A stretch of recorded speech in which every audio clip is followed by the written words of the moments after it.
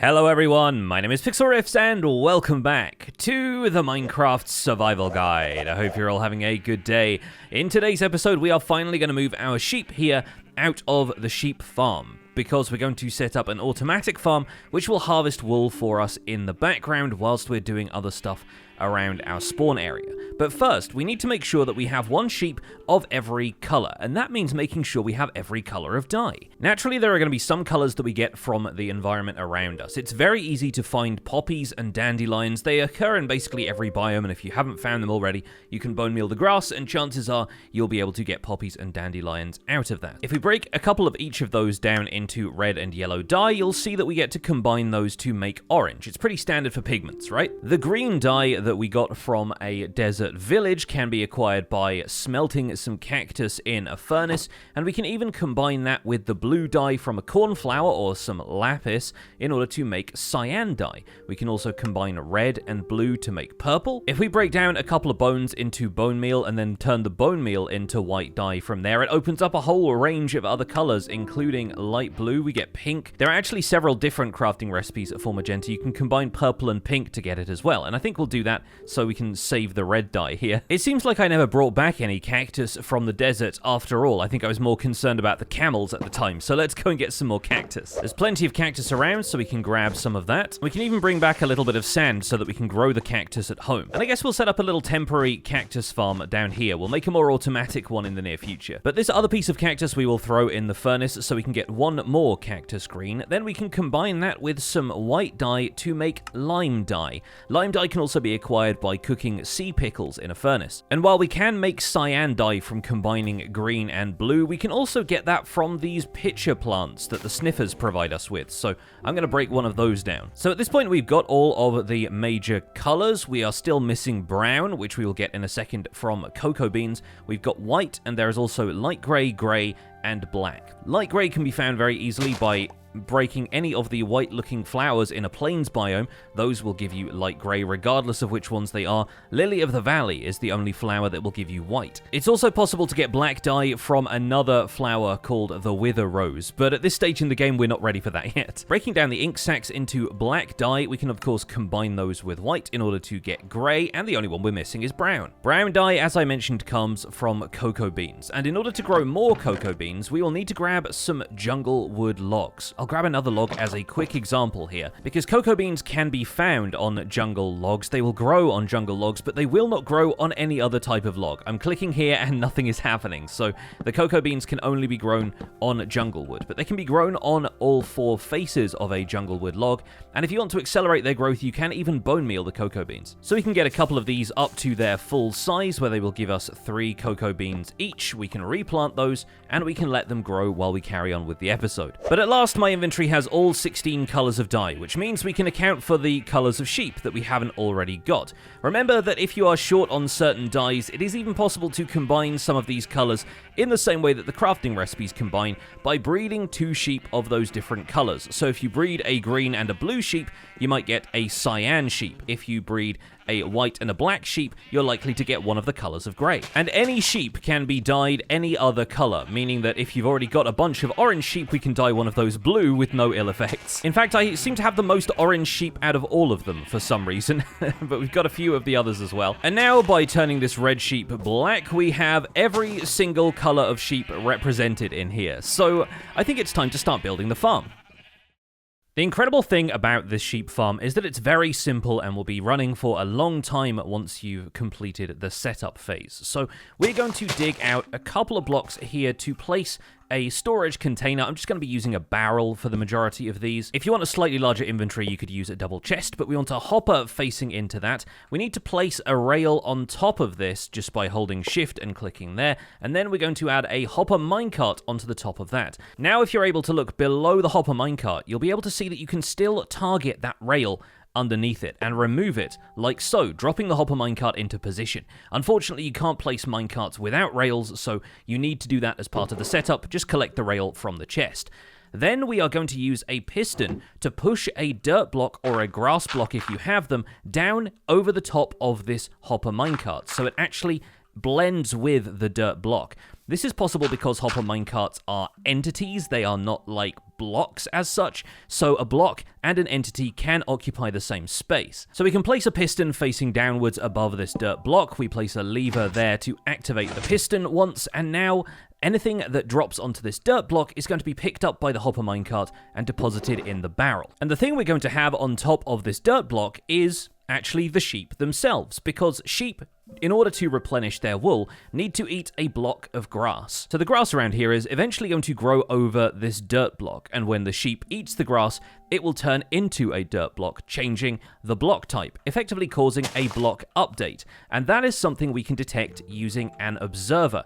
Facing the observer into the back of that dirt block there will actually detect when it changes to grass and when it turns back into dirt after the sheep eats it. This will send a pulse of redstone to the block behind it, which we're going to make into a crafted block, one that's not part of the natural environment, so that we can decorate a little bit later if we want to.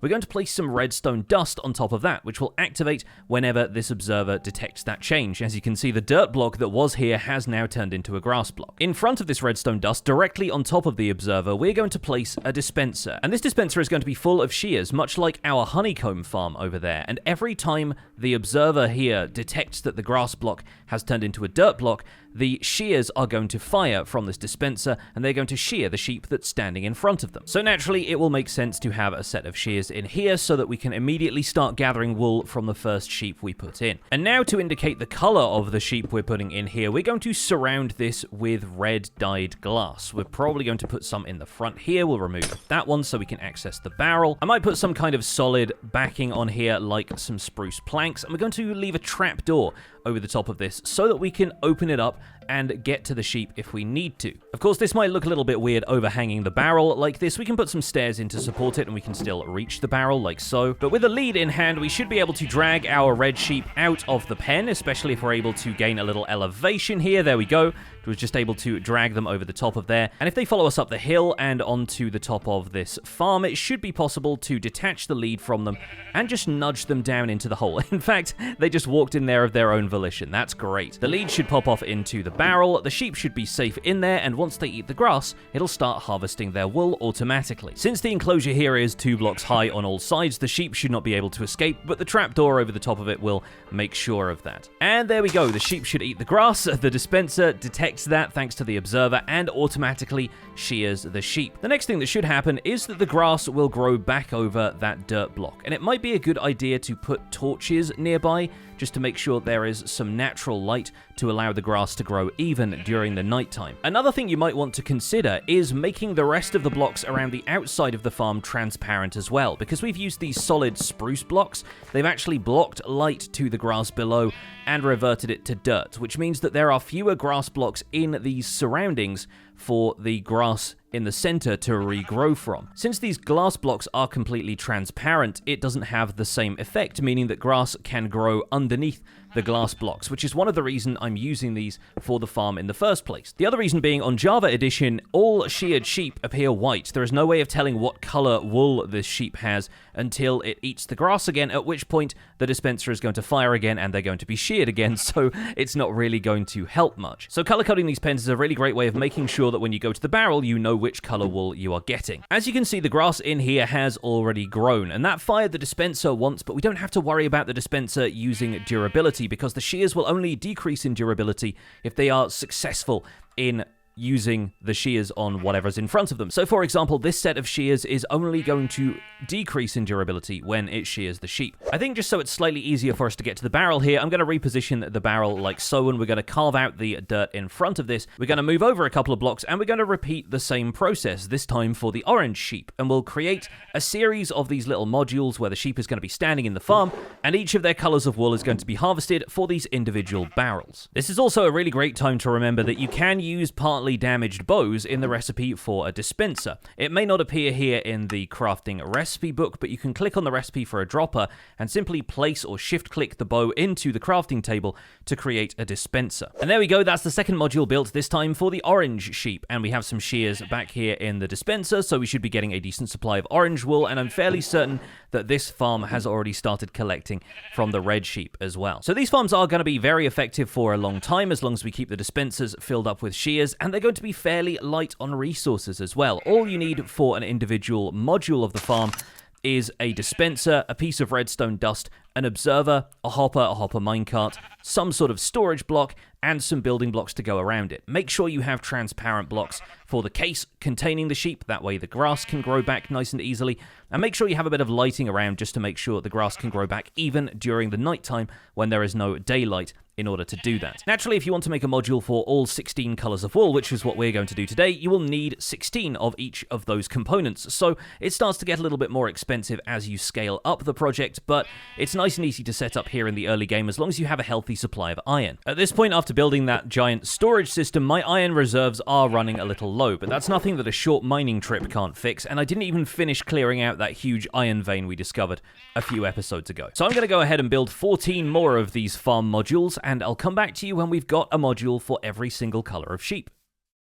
Hey folks, welcome back, and welcome to our brand new 16 color sheep farm, where all of the sheep have been sheared and are gonna look like this for a very long time, because now I've managed to get together enough iron, thanks to another quick mining trip, that in each of these dispensers, I'll show you around the back of one of the more accessible ones, in every dispenser here, there are 9 sets of shears. And you'll remember that each set of shears has 238 durability, meaning that with 9 sets of shears, I did a little bit of quick maths earlier, a full dispenser of 9 shears will produce over their lifespan about 33 stacks of wool. Now, of course, a single chest, or a barrel in this case, can store 27 stacks. The hopper that's feeding into the barrel can store an additional 5 stacks, taking us to 32.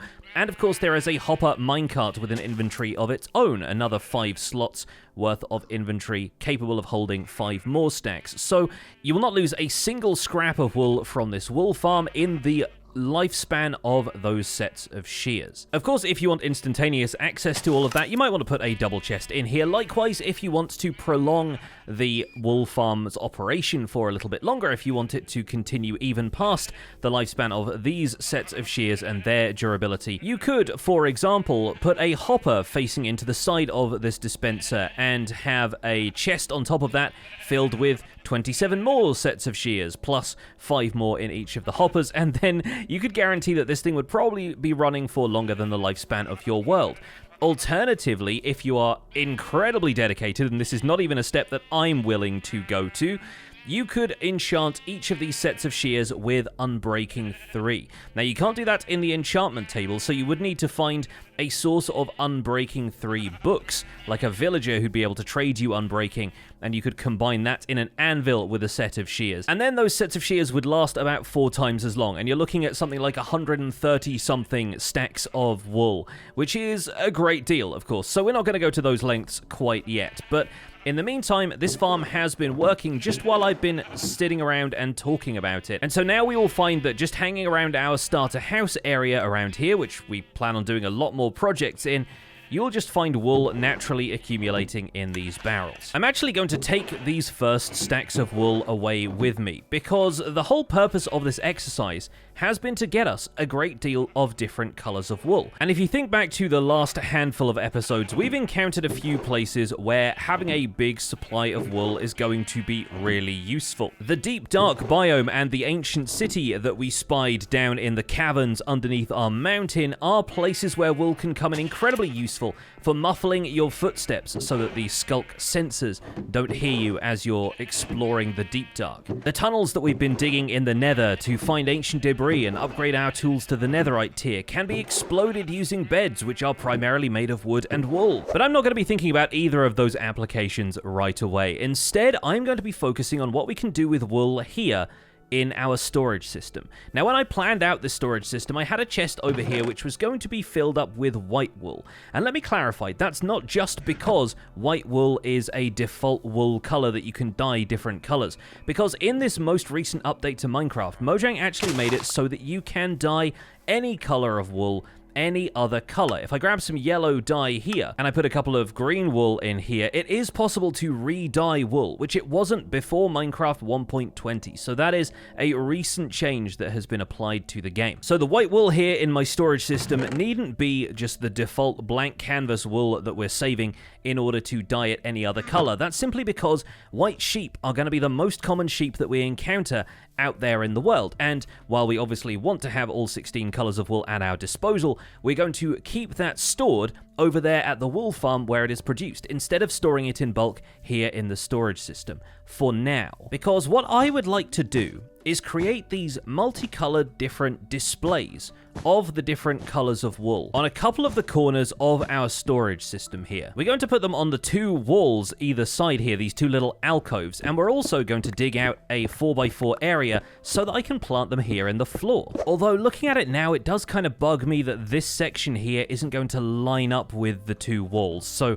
much as I like the cherry wood accent around here, I'm probably going to remove this. And I'm wondering if maybe we can make up for that by bringing the cherry wood accent around there. Yeah, maybe something like that works. But what I'm thinking we're going to do here is have a selection of chests attached to each of the different colors. And for now, these will serve as our storage for different colored materials, because there are lots of things in Minecraft that have 16 colors that we probably want to store in more space than we can get out of one barrel. Like if I want to have 40 stacks of black stained glass, I don't really have anywhere to put it in bulk in this storage system. It's not going to go in this barrel above the plain glass chest, and glass cannot be re-stained after it has been stained one specific color, unlike wool that can be re-dyed. So what if we put all of the 16 colors of glass and terracotta and wool and concrete powder and glazed terracotta in these 4x4 displays? That's the way I'm thinking about storing these. And for now, the colors are subtle. They kind of blend into the background behind the chest, which is kind of neat. It's like a little disguised rainbow in there, which I kind of like as a wall decoration. But later on, we will have the ability to color code our storage in a much more significant way. And for those of you who played Minecraft before, yes, I am talking about shulker boxes. Those are transportable chests, basically chests that you can break and they can leave their contents inside the chest as you pick it up and carry it around with you in your inventory. And those can be color-coded in 16 different colors. So eventually, we'll be able to take one down from the wall, leaving the colored wool behind, and we'll be able to see where we put that shulker box back when we're done with our cyan terracotta or our purple concrete or whatever. But for the time being, at least, we're going to set up these walls and, I guess, floor panels of the 16 different colors of wool blocks. And we're not going to do these on all four sides because, frankly, I don't think there are quite enough 16 color items in Minecraft that we're going to need all of these extra panels as well. So maybe we'll do something a little bit different on these two corners. But I think these two opposite us here, especially since that aligns with the area where all of the base materials are going to be stored for all of the, concrete powder comes from sand and gravel, which is over here, and wool and glass are going to be on this side, and terracotta is stored down there as well. I think ultimately it makes sense to store them all in this fashion. So there we go. It kind of has like a patchwork quilt or a children's creche kind of vibe, especially with all this baby pink around. But you know what? I quite like it. I think it's going to look a little more subtle once we have the chests in there, a bit less subtle once we've swapped them out for the proper shulker box storage. And in the meantime, I'm going to figure out something else to go on these opposite walls. Maybe something a bit more muted in wood tones, kind of like a patchwork of the log end textures or something like that. I think that'll be fairly appropriate. But for now, with all of that used up, I am going to return these stacks of wool to the farm, since they're going to be stored here long term. But it seems like the farm has been doing its job in my absence. As long as we are within this area, within a close enough boundary, as long as we keep the sheep within our simulation distance, which is the slider that's set here in our video settings, 12 chunks. And as long as this farm is within roughly a 128 block radius of us so that the grass can get those random ticks that help with crop growth and grass spread, then the farm should continue to operate whilst we're in this area. Either way, it just adds a little bit more color to the view for right now, and we can figure out some sort of more artistic way to cover it up other than the rain, I guess. But in future, maybe we'll consider doing a bit of terraforming or doing a bigger surround for this area. Just got to make sure that there's enough light in there for the grass to grow. And folks, from a rainy end to the video, that's where we're going to leave this episode of the Minecraft Survival Guide. I do hope you've enjoyed this episode. I look forward to seeing some of those sheep farms built in your worlds. Thank you so much for watching. My name has been Pixlriffs. Don't forget to leave a like on this video if you enjoyed it. Subscribe if you want to see more, and I'll see you folks soon. Take care. Bye for now.